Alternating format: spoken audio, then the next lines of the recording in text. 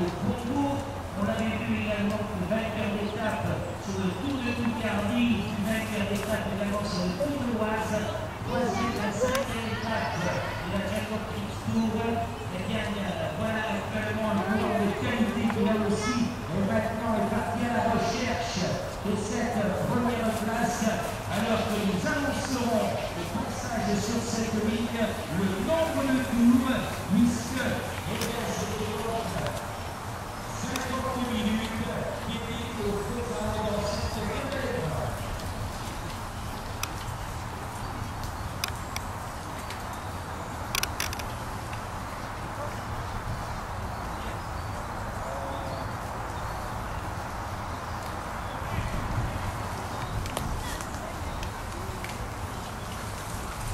Voilà, donc, d'après les calculs et peut-être le pouvoir vivre, c'est donc peut-être pour le circuit pour gagner la position à cette heure. On va commencer dans la ligne, on va mettre à 6 heures du final. On se remettre absolument à l'univers.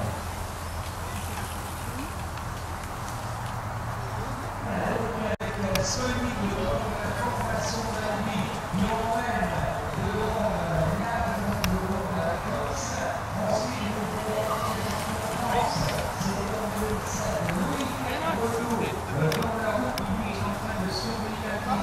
et nous assistons au retour du coureur de la formation moderne 93 en la personne de voilà, elle tombe maintenant au côté des premières places à l'Europe. Pression. C'est pas celui-là.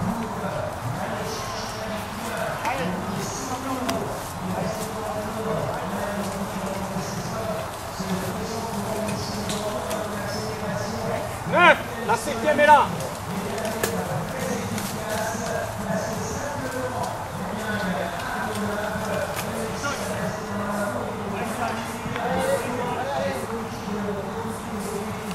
Un champion du monde essaye de contenir un petit peu cette distance, mais 5 tours de finale.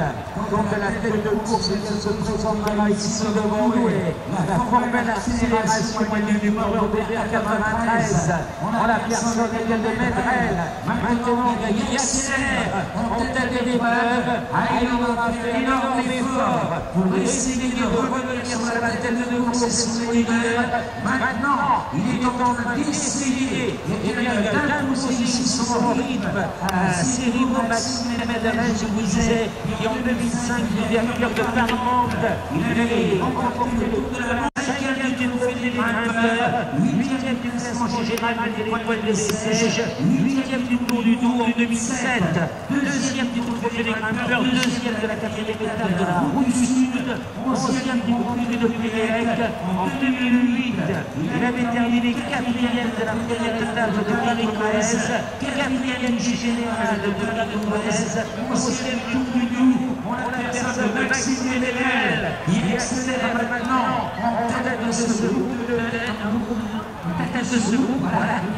en tête de ce groupe. Alors, les activités de Michael Skolnik qui surveille bien ses adversaires, alors qu'Arnaud devant la roue et que Loïc Herboueto est en train de surveiller un petit peu toutes les hostilités qui se passent. Nous sommes à 5 tours. Medrel, Skolnik, Lab, Herboueto, ce même nombre de passages.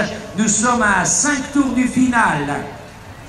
L'écart est devenu maintenant un petit peu plus important sur les suivants immédiats. La 5e place est en jeu, évidemment, avec un retard important, mais auquel les hommes qui composent pour cette 5e place sont également de bien grande valeur, avec fort belle valeur. Je vous disais, le coureur de l'association Vélo Club de Libourne, dans la personne de Dylan Valade, qui accélère maintenant, alors que nous retrouvons ici à ses côtés les accélérations de cet homme qui voudrait un petit peu en découdre, la 5e place.